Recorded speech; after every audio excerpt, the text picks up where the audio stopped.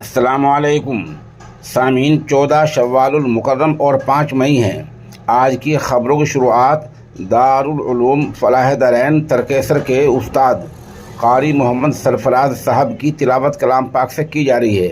ये तिलावत हाल ही में देहरादून की मस्जिद में की गई है।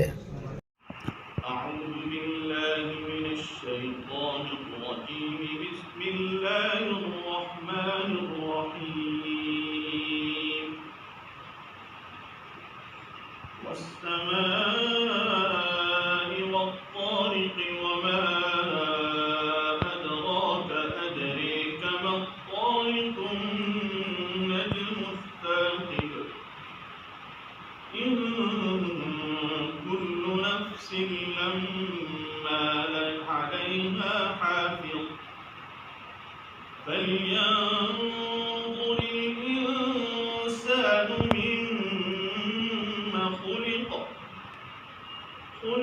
من ماء دافق يخرج من بين الصلب والترائب إنه على رجعه لقادر يوم تبلى السرائر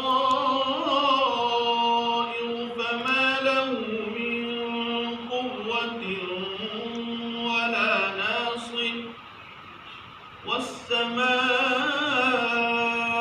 ذات الرجع والأرض ذات الصدع إنه لقول فصل وما هو بالهزل